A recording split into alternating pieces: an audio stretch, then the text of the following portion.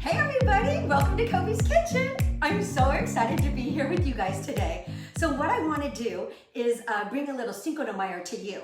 Since we're in this crazy time and we can't go out to restaurants, I wanted to bring you some wonderful, flavorful, simple Mexican dishes that you guys can all make at home. And you can change up the ingredients for whatever you have, all right? So we're going to do my fabulous cilantro chimichurri and then my Mexican corn, and we'll finish it off with steak tacos, okay? So let's get started. Here's my the chimichurri. So in here, I already have a 1/4 cup of cilantro, just chopped up roughly, no big deal. And then we're gonna pop in 6 cloves of garlic, all right? And then we also have 2 jalapenos in here. I just took the jalapenos and I chopped off the end and just cut them up and put them right in. Simple, not a big deal. Oh, with the jalapenos, if you don't like it too spicy, take the seeds and the membrane out, because that's where the spice comes from, okay? I left it all in for this dish because I like this hot. You don't use a lot of it, it's kind of like a drizzle, all right? And then I also have a teaspoon of salt and a tablespoon of dried oregano. So we're gonna get that going here. Put the lid on and just give it a little pulse, okay? Just in your processor. Just give it a pulse. And then just scrape down the sides a bit. Just like this, real simple. And then give it one more little pulse. All right? Okay, now the next step. We're gonna add a 1/4 cup, a 1/2 cup of our white distilled vinegar. Just add it right in, okay? And then I have to add a 1/2 cup of olive oil. Make sure you use a good olive oil. When you're cooking fresh like this, the better ingredients you have, the better the dish is gonna turn out, because you just taste everything because we're not cooking it. So here's a 1/2 cup of our olive oil. We're gonna put right in. All right.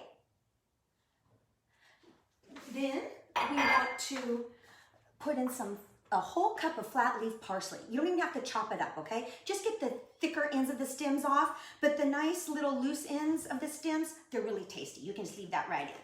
So pack that up. And then another 1/4 cup of cilantro goes right in. You guys, this is so simple and the flavor is amazing. Oh, so good. All right, and then just give it a pulse. Let it go. Let's scrape the sides down one more time, just to get everything in here, right? And my boys, when I make this, whenever we have a lot of their friends over, they just use it as like a salsa. They love it so much.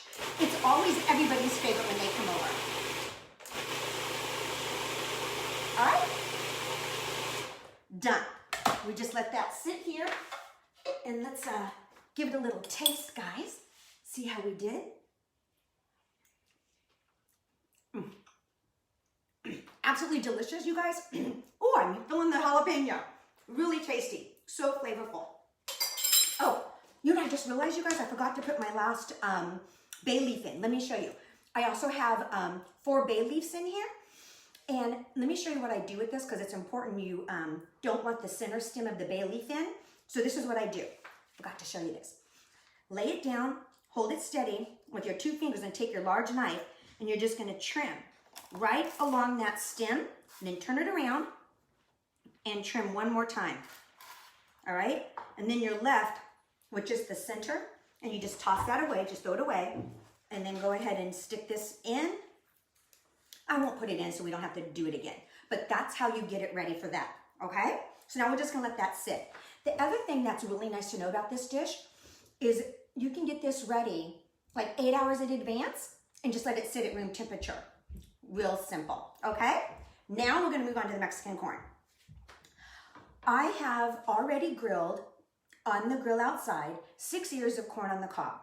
Now what's nice about this recipe is you can do this with frozen corn or canned corn or fresh corn. Now if you're gonna do canned or frozen corn, you're gonna wanna put it in a cast iron skillet on the stove top and just cook it, and don't put anything in the bottom even, and just cook it, and that way you'll get a nice char on it. I already got a nice char on my corn outside.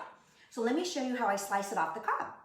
I take my large knife And you want to hold it steady. So make sure you have a nice flat bottom here. Hold it steady and just cut right down, just like this. Comes out real nice. You can see it's just beautiful. Then just turn it and press down on the top to keep it steady, because you don't want this to flip out on you and cut yourself. And then again, real steady. And one more. Then you can just kind of get the sides if you've missed them. All right. Then I grab, this is one of my favorite tools in the whole kitchen, you guys. I use it for everything. It's just a little like pastry scraper. And then you go like this, put it in here, and get everything inside. All right. Now, let me get my stove top going here. Give me a sec. We're gonna wanna cook this like on medium high, all right, you guys? Just get this going. So I think I might have mentioned when I make this for my family, I do 12 ears. Right now I'm just gonna do 6. You can see it's just in here, so it's easier to manage. So now what we're gonna do, get this heated up. And now the next thing we're gonna add in is the creme fraiche, or you can use mayonnaise or sour cream. So whatever you have in the house. Most of us have mayonnaise in our pantry. So you can use the mayonnaise. You're gonna wanna use about a 1/4 cup to a 1/2 cup of whatever you choose, and that's with 6 ears. So when I do 12 ears, I take it all the way up to a cup, okay? So just gonna wanna get this mushing around here. Just kind of swirl it around, heat it up. Then we're gonna add the zest of 2 limes. Just sprinkle it right in. I'm telling you, I've been using so much zest lately in all of my cooking, and it's really elevates everything I'm doing, no matter what it is. If it's lemons or the lime, no matter what I'm doing, it's truly elevating the dish. Now, this right here, you guys, is the juice of the 2 limes. So you always want to zest first, because if you slice it and get the juice out and you try to zest it, it's almost impossible. There's nothing to hold on to. So zest everything first. Then I juiced 2 limes right here and just pour this right in of 2 limes. And then we just keep stirring. And it's pretty watery right now. You'll see it's pretty watery, but it reduces. It just thickens up as we add this cheese to it as well. Now the cheese I use is the cojito cheese, the Mexican cheese. So what I do, this is a 1/4 cup of cojito, and you can add more or less as you like, but I always start with a 1/4 cup.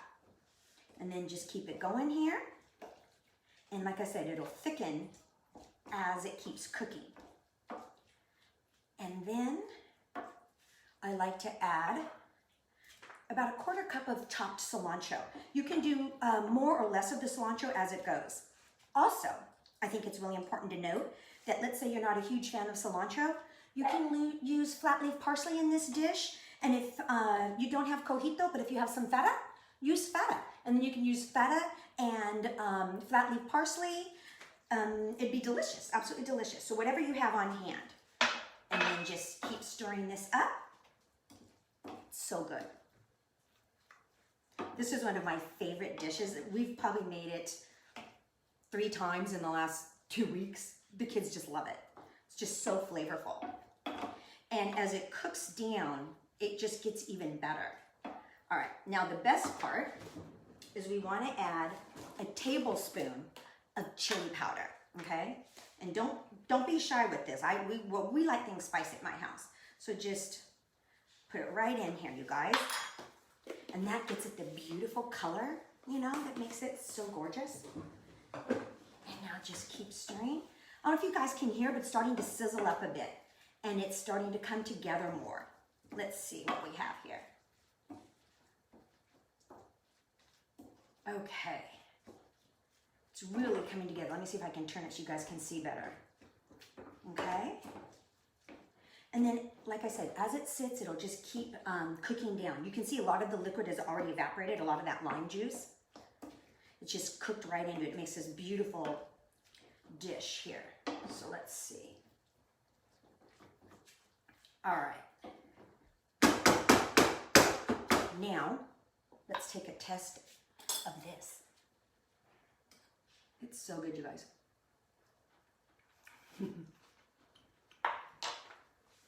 What hits me, you guys, right away is the lime. You get that hint of lime, and then the chili. It's absolutely perfect. In my book, perfect. Can't go wrong with it. Now what I like to do is take a piece of the cheese that I've left, haven't crumbled up yet, and then just kind of crumble up on top. It looks really pretty. And then what you're gonna wanna do when you take this and put it in your serving bowl is crumble some more cheese just right on top so it looks really nice. The cojito cheese is kind of a nice dry cheese. It just has a real good bite to it. I think you guys will like it if you haven't tried it yet. I'd recommend trying it.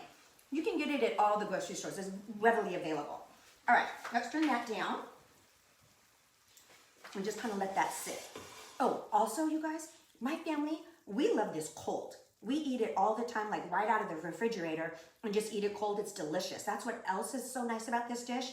You can have it room temp or cold for a party. It doesn't matter. It's fabulous however you do it.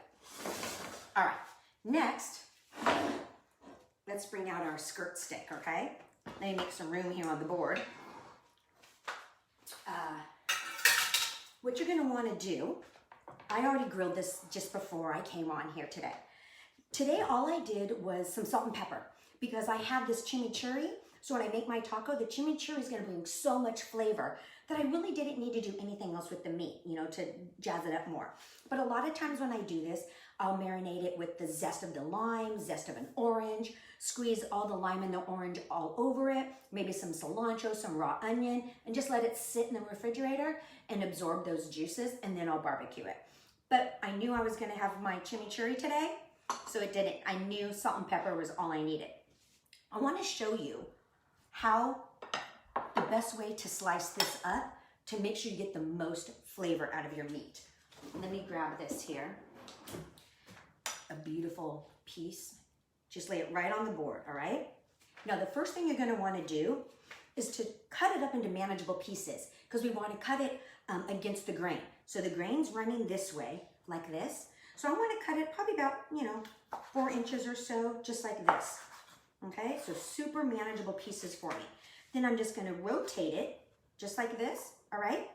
And then I wanna cut it with my big knife on a diagonal, really thin, just get these beautiful tender slices. So I'm just gonna hold it here and give it a nice chop. Nice and thin. Oh, look at the color, you guys. Cooked to perfection. Oh my gosh, it's gorgeous. Hope you can see that. And just on a nice diagonal is really all you need. Sometimes you guys, fingers are a cook's best friend. I'm just gonna get in here. All right, look at the meat. It's cooked to perfection. When you cut it across the grain, it makes the meat just so much more tender where it just melts right in your mouth. Let's see. You guys, amazing. Absolutely amazing. All right, next I'm gonna show you how I cook up my tortilla.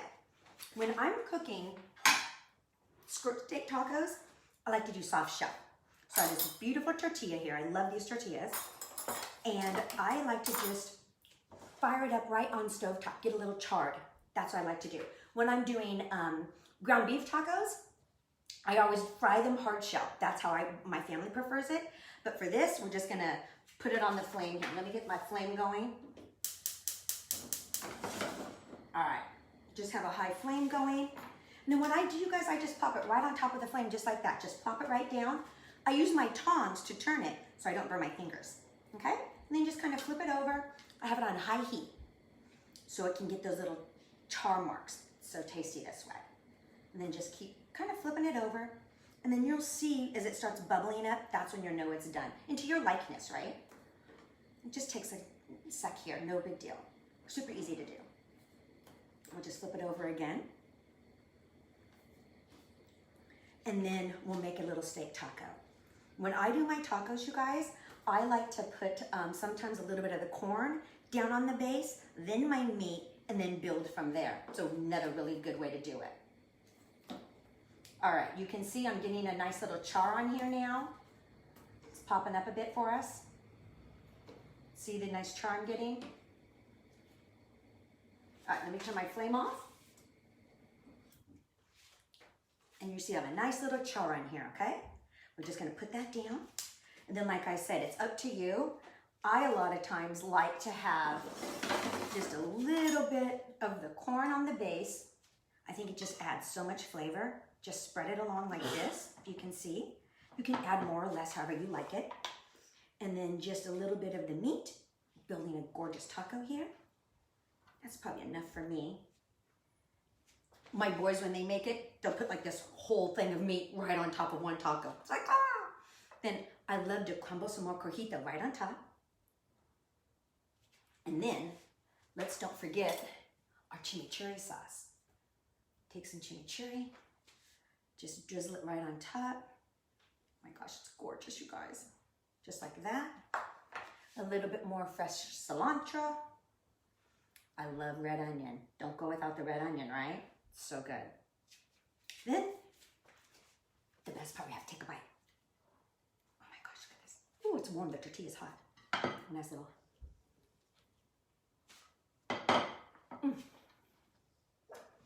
You guys, the best. You're gonna love it. I hope you find all these dishes super easy to make, because they are. Also, a great idea.